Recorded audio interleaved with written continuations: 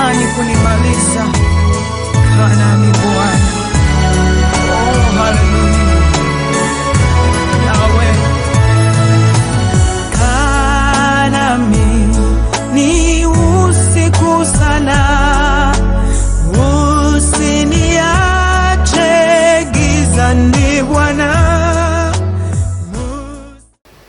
Bonjour Balandi, il y a Vers Pâturage Télévision. Merci encore une fois de plus. Lelo magazine venez à moi. Encore eye et pas nabino parce que Nzambe alingi ko visiter mutumoko. Talatina to lobi ete kimia na Nzambe e zalana mutunyo so azuli baku ya kolanda biso. Et lelo toye parce que Nzamba alingi ko édifier, ko enseigner pe ko lobela mutumoko. Nazotanga une portion des écritures et bongo nako yeba ko yebisa biso lelo sujet na biso de jour ezali nini na soki oke na livre ya 2 Chroniques chapitre 20 verset 20 et le Bible. Confiez-vous à l'Éternel, vous serez affermis. Confiez-vous à ses prophètes et vous réussirez. On va parler de affermissement dans nos églises et particulièrement à l'église de Mangembo. Quelle est l'importance il y a l'affermissement? Fidèles téléspectateurs, je reçois pour vous l'ancien Désiré Gassenbe. Bonjour. Bonjour frère Jean. Comment vous allez? Grâce sur grâce. Bonne fête de Pâques. Merci pareillement. Merci. Papa, vous êtes coordonnateur adjoint en charge il y a intégration et croissance de l'église de Mangembo. Et aujourd'hui, le magazine venez à moi et Yevereo. Mais kasi avatokota na vif du sujet na lingi oko kalisusu ko présenter na balandi pour que ba ko kalisusu ko yeba davantage. Merci beaucoup frère Jean. Et comme vous n'avez nazali frère Désiré Kassendwe, nazali membre effectif de l'église de Mangembo. En dehors d'être membre, nazali pe na ba responsabilité oyo église et monaka que nécessaire ba pesanga en ce qui concerne un rôle na ko jouer dans quatre églises. Nazali ancien, en même temps nazali chef de département Esdras, département Esdras. Non seulement ça, nazali pe coordonnateur adjoint, il y a domaine, il y a croissance et intégration au sein de l'église de Mangembo. Merci beaucoup papa et merci encore davantage il y a honoré biso pour rehausser présence nayo na magazine venez à moi. Nous vous disons pour ça merci. Merci. Papa, on veut savoir na église on a un système où il ba établi ça où ils allient ba affermissement. On veut savoir ba affermissement d'abord ezanini et quelle est l'utilité que Moutonio soyez dans l'église et Sengeli a passé toujours par les affermissements. Utilité dans l'affermissement, c'est quoi? D'abord en termes de définition, affermissement ezanini. Merci beaucoup frère Jean pour Moutonio na yozali une question très importante. Affermissement ezali kouta na verbe affermir, c'est-à-dire rendre ferme, solide. Et ce qui est autant qu'il y a livre, il y a Osée, chapitre 4, verset 6. Bible Zorobake, mon peuple périt par faute de connaissance. Affermissement, na otadi koloba, ezali les faits, il y a quoi affermir, il y a quoi rendre solide, dur, ezali peut permettre na mutu oyaye accéder na connaissance. Connaissance, boyebi. Ndenge na otadi koloba, ok, mon peuple périt par faute de connaissance. Batumini bayaka en église. Et ça, c'est un peu mingi azo sala mais aye bakate que makambazo sala izamabe.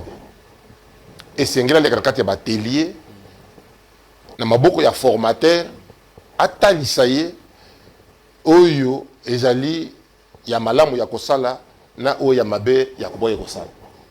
Ndenge na otali koloba ezali le fait ya affermir, rendre moto comme ferme sur tous les plans. Alors, voilà tout ce que je pouvais dire. Merci. Papa, tolingi toye basikoyo méthode, les étapes, il y a affermissement.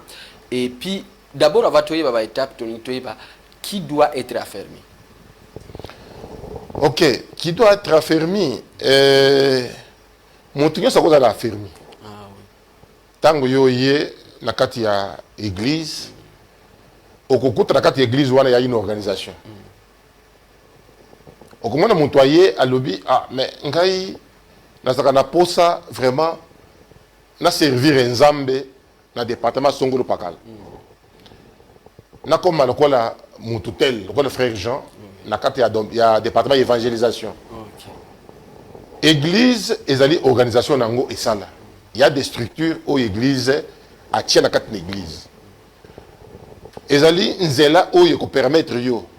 C'est la voie où ils allaient obligés pour être au leka par là, au comme ça la penzam la carte église. Ok, donc les affermissements nous permettent de servir Nzambe dans na kati ya église. Tout à fait. Alors, pour batebele, comme on a une église, mais aya kaka dimanche, ya akei makambo mususu etali neti ba fermissement wana mona ayebi na ekutute etali ete parce que attitude ya ndenga wana est-ce que comment vous pouvez juger attitude ya ndenga wana pour mutu mususu ayaka kaka kilt et mingi ta mususu pe dimanche ayeka après maté ya akei fonctionnement ya église yo comme on ayebi yango te bon nyonso neti lokola ba fermissement au mona aye etali ete mutu ya ndenga wana ko yebisande.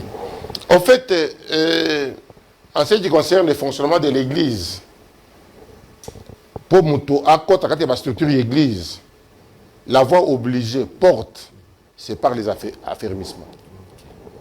Et la Bible dit que vous me servirez, moi l'Éternel, votre Dieu, je vous bénirai, ainsi de suite. Donc, pour servir un Zambé, et ça, le fait que vous ayez la kilt, vous participez à la kilt est ici, aux ongles dans la yote. Église et bon, c'est la structure. Il y a les différents départements. Où il y a un engagement à nous servir ensemble. En dehors, il y a un qui pour participer. Il y a un engagement pour nous servir ensemble dans un département donné. Ok. Par le département est belé, où il y a l'église. Alors, il y a un pour être au niveau de servir ensemble dans un département donné. Nzela oye sengeli voie par laquelle sengeli yo lekela sengeli lekela kati ya ba fermissement. OK papa. Alors, nous ba étape. Oui. Il y a ba fermissement. Étape nini sengeli kolanda mutu onyo swalinge kolanda ba fermissement. Quelles sont les étapes oyo sengeli alanda? Et merci beaucoup frère Jean pour la question aux opposés ngai, c'est une question très importante. Et na kati ya organisation wana oyo totia na kati l'église tozali na domaine oyo tobengaka croissance et intégration. Domaine wana na kati na yango quand on parle d'un domaine ezali ensemble ya ba département. Na kati ya domaine na biso tozali na département ya formation, tozali na département esdras, tozali na département ya évangélisation, dans le département, il y a cellule. Ce sont les départements où ils allaient travailler ensemble pour être tant que à y dans l'église, tous soyez en charge. Ceux qui, par exemple, évangélisation, accueillir à Salut Moussala naye, a même le miso moutou, a commis l'église nabiso, tous soyez en charge d'un niveau de affermissement. Tous soyez en charge. Tobandi ko pese ba affermissement. Alors pour na kozonga na kati ya question na yo opposa kingai ba étape ya affermissement tango mutoye aye évangélisation asali musal na ye amebu so mutu moko na kati église tozuye en charge soit ta département ya formation soit ta département esdras parce que les deux départements nous avons les mêmes cahiers de charges. Formation à Esdras. Alors, l'étape d'affermissement, tu as un module. Le premier module, il y a l'affermissement, et le plan du salut. Quand il y a le plan du salut, il y a sous-module, il y a chapitre, il y a module 1. Donc, à l'époque, il y a les 4 lois spirituelles. Biso to sali musala moko to chango nyonso na kati ya module moko o to bengi le plan du salut. Alors tant yo yé na ba fermissement et loko ya liboso to kopé sa yo première loi spirituelle qui est un chapitre na kati ya plan du salut. Kunande ba kotalisa yo c'est que c'est bolingo na nzambe. L'amour de Dieu. L'amour de Dieu. Bato mingi oye posi ya mutu ezaka se sentir aimé. Mutu nyonso na mokilo yo azaka posa ezala ke a se sentir aimé. To kotalisa mutu oya uti ko ya ke nzamba lingaka ye, non seulement alingaka ye, azali pe na mabongisi ya malamu pona tini ya bomo ina ye. What is le premier chapitre? Premier chapitre. Un chapitre très important. Tina ndenge nzamba kufele ne kulusu et condamnation nyonso ezali susute il comprend ça. Exactement. Fardeau est léger. Est-ce que le deuxième chapitre, frère Jean, le chapitre moko ezali mutuya makasi. L'homme est pécheur et est séparé de Dieu. La chute de l'homme. Kuna de portali sa mutu lisum. Bien que nzamba alingaka mutu. Akufeli mutu. Azali mabongisa malamu pona tina bomo inaye. Et là, et ça, à vivre en Bolingangote. Voilà, même si tu as deuxième chapitre, la chute de l'homme. L'homme est pécheur et est séparé de Dieu. Quand on a sorte à Massoum, on donne les sortes de péchés. Il y a les 10 commandements. Péché par héritage, Massoum, aux autres subir au niveau. Parce que la famille, son groupe pas là, masumo oyo salate, mais aux ako hérité yango. Dans chapitre 1, la chute de l'homme. Nous avons aussi le troisième chapitre que Jésus-Christ yende azali nzela. OK. Comment jamais nzambete sans connaître la nzela na ye. Voilà azali troisième chapitre. Oye ba Jésus-Christ azanani, azali Seigneur na yo, azali sauveur na yo. Alors, voilà les troisième chapitre. Sur aussi troisième chapitre, tu as le quatrième chapitre. Nde to bengaka esengeli oyambaye lokola mobiki spe mokonza bomo na yo. Tango silisi yango to keina étape mususu to bengi l'assurance du salut. L'assurance du salut. Tango muto ayambiye sa bomo na ye esengeli azal na kondim na kati na ye ke Yesu ayambi asi akoti na bomo na ye akomi mwana ya Nzambe. L'assurance du salut, la conviction que la personne a que réellement, tant qu'il y a un billet sur la bonne moyenne, Yesu à côté de la bonne moyenne, mais à commis moi en ensemble. Quel que soit ma côté cette conviction là, ils a katina yo, et puis que au comment moi en ensemble. Alors tant que l'on a étape wana, dans l'étape où tu bengaka. Ezali sous-ensemble, quand il y a plan de salut, les enseignements sur le baptême. Okay. Et c'est ngeli mutualeka par les eaux de baptême, de baigner le baptême par immersion. Donc, ici, je ne parle pas du baptême par aspersion. Mais le baptême par immersion. C'est-à-dire plonger dans. Moto, après avoir koyambaye sur la bomo il doit passer par les eaux de baptême. À témoigner devant l'église, à témoigner devant le monde, que andimi kokufa, pe kokundama, pe koseko longona na Yesu. Voilà le premier module de Benyango, le plan du salut. Ce qui va permettre, dans la deuxième étape, troisième donc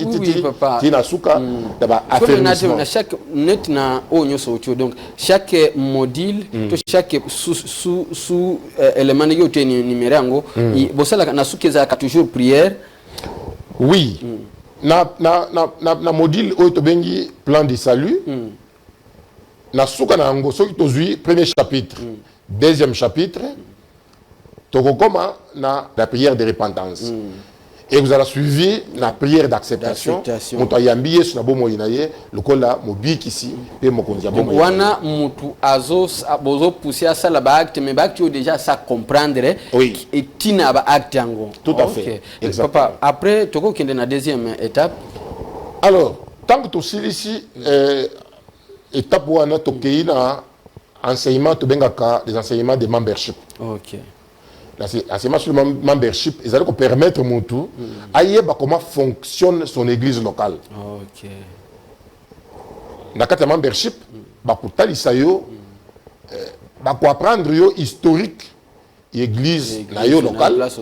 En ce qui nous concerne, c'est l'église de Mangem.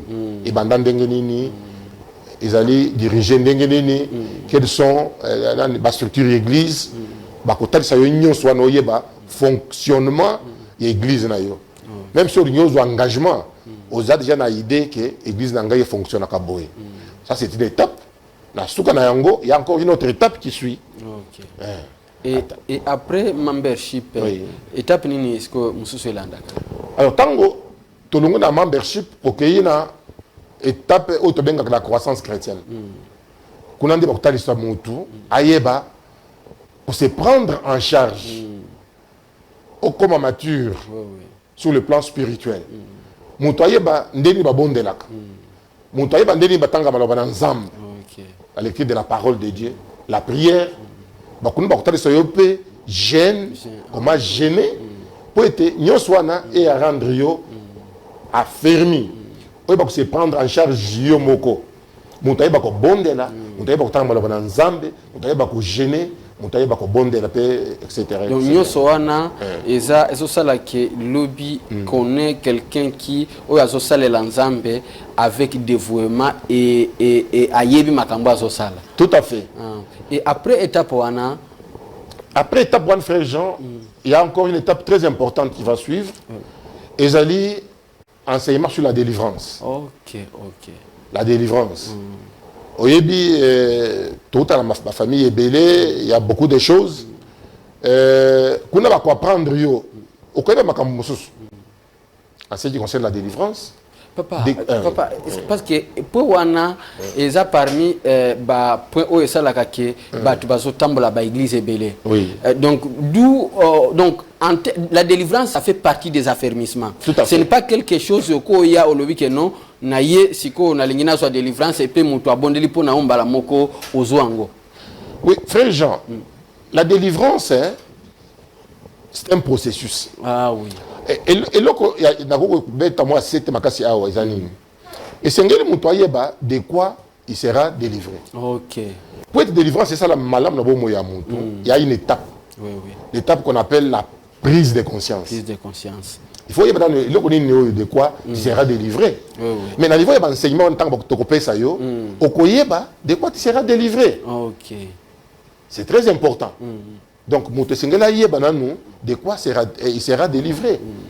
Parce qu'on a une étape éclaircir balandi mingi par rapport à une étape de délivrance. Oui. Approche nango, lenge sa esalemaka et ndenge sukaka.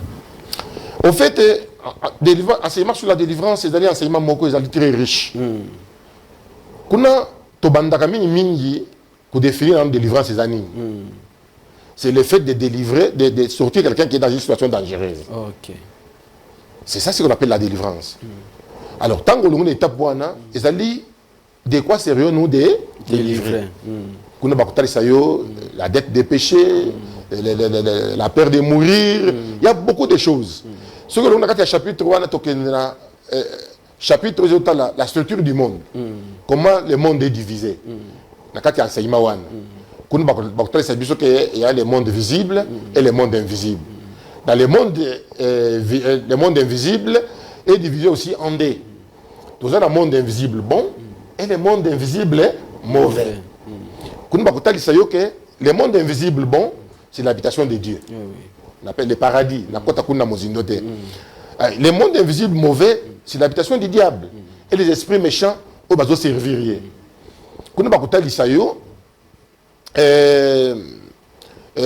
Sur le monde invisible bon, le monde invisible mauvais, Donc il y a un chapitre moussous.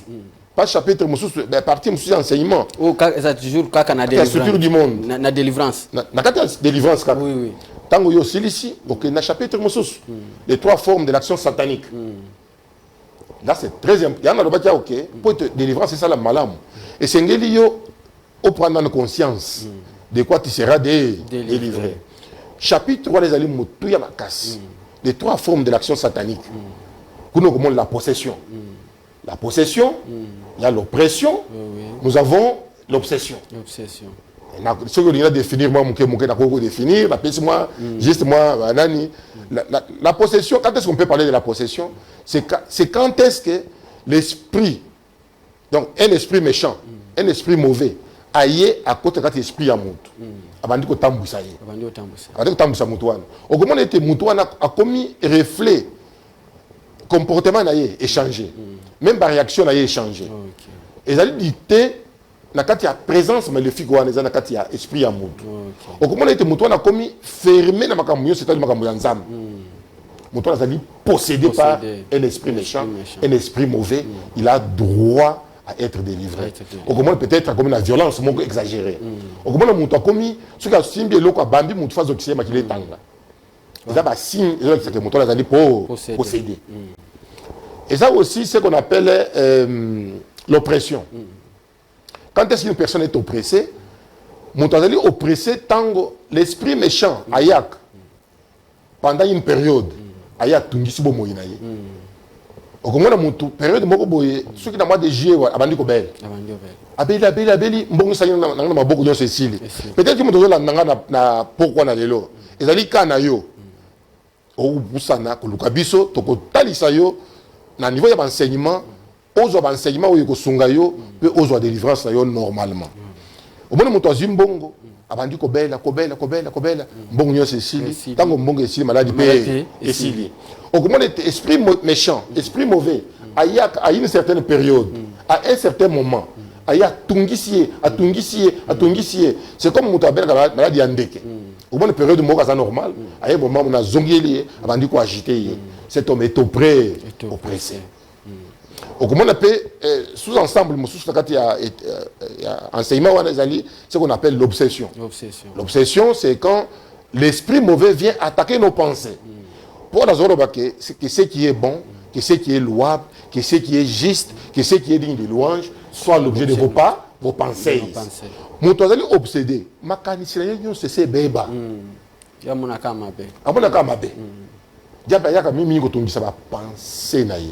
Frère Jean, je voulais dire une chose ici, que la grande bataille, il y a Moutou. Ils ont un niveau, il y a pensée. Ceux qui sont longs, il y a niveau, pensée. Les restes des choses deviennent faciles. Donc, Moutou, on a obsédé. On a sous-ensemble, il y a enseignement, d'une façon générale, sur la délivrance. Ce qu'on appelle les 3 formes de l'action satanique. Tant qu'au long de l'étape, nous avons une autre étape.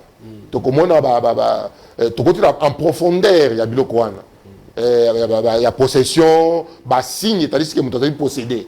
Au moment où moi, si Azali, molimo ye kobo là qui est makasi. Donc, vous voyez vraiment que moi, je suis possédé par un esprit, il y a séduction. Donc, le monde a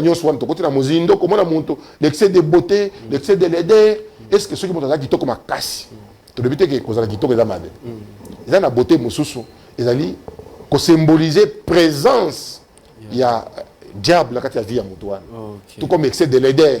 Ce sont des blocs qui ont été mais ceux qui ont l'utilisé au côté de fermissement et qui sont peut vivre délivrance de malam. Merci papa. Je pense ebele au bazo landabiso au bazo se retrouver possédé batambola kamena on vient de comprendre qu'est-ce que la délivrance et approche nini mutunyo au bazo landabiso akoki gosala pour que à vivre délivrance et tolingisko yo mutolandi biso ou comme na posa que yo pe ozo alobi konayo oza possédé au se retrouver na makambo yo papa otikoloba na lingi o ya église ya Mangembo talatina na usenga papa apesa ba programme nyoso lolenge nini programme ya ba fermissement pour que ndeko o alandi biso aya akote ba fermissement kino a vivre délivrance nae Ok.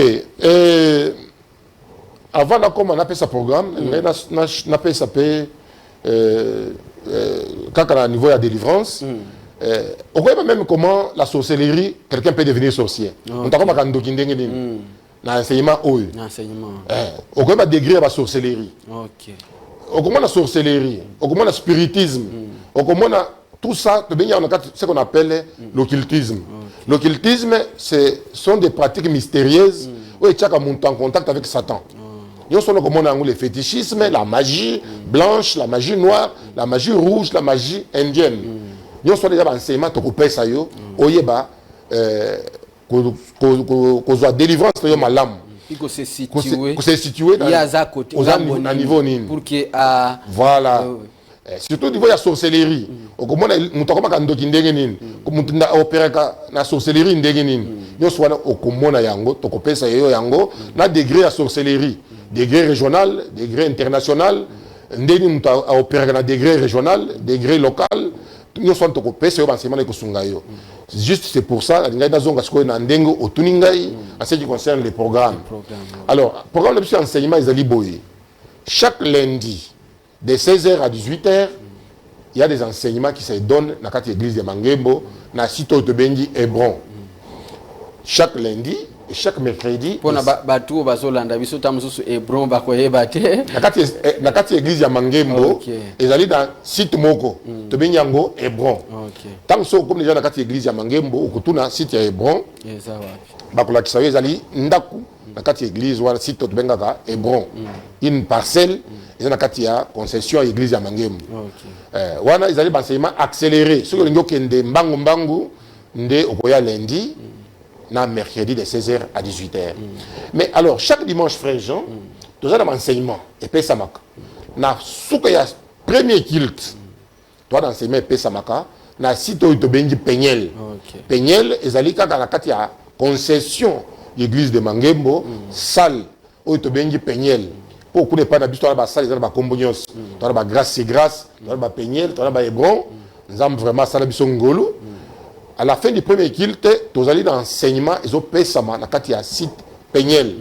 Et payé ça de 9h30, de 10h juste à 12h juste, pendant 2 heures. Et payé ça une fois par semaine. Alors, il y a deuxième culte, enseignement, payé ça. Et payé ça, à partir de 12h30 jusqu'à 14h juste. Ce qui est le premier culte, enseignement Isali, au Silicio qui est là, ce qui est le deuxième culte, enseignement Isali.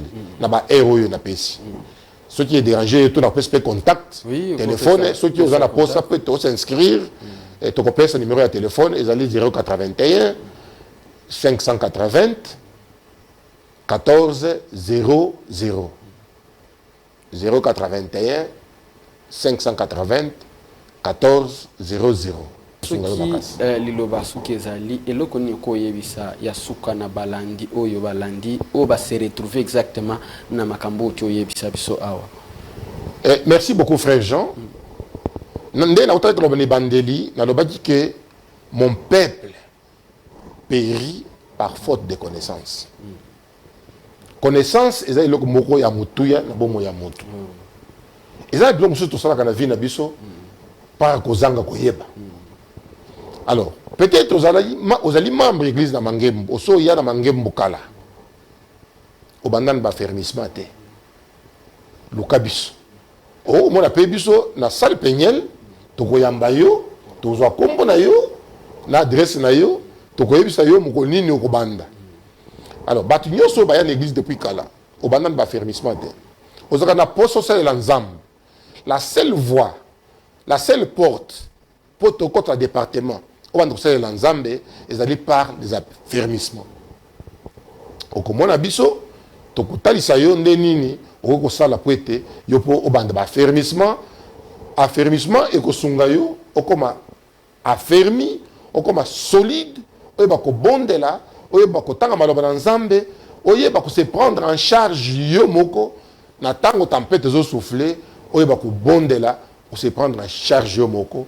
Dit comme le niveau de la délivrance, na mara mususu étape mususu dans le bien côté la effusion et la Saint-Esprit, nous sommes les étapes d'affermissement pour être comme un chrétien affermi ou nous sommes dans le département où nous sommes. Merci Papa Ndenge encore une fois au rehausser présence dans le magazine Venez à moi. Balandi ya magazine Venez à moi. Ezaki Ponabiso Esengo Yakoyamba, le coordinateur adjoint en charge d'intégration et croissance ya église ya Mangembo, Bouti Koyoka et Ndengeni Nyauti Otalisa, litomba ya affermissement.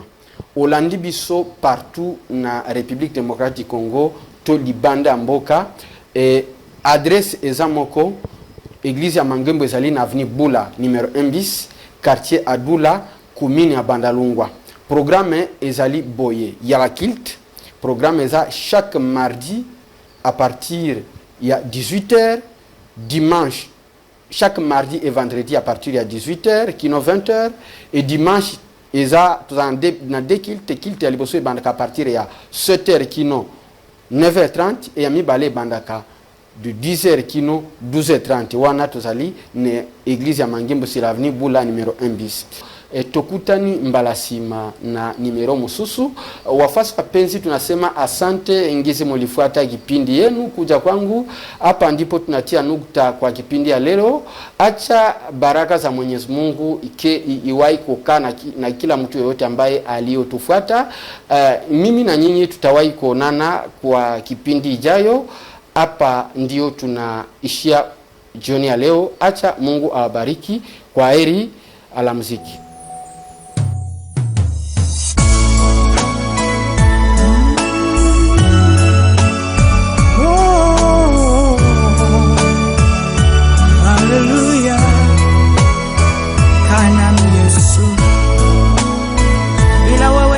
Shinda dunia.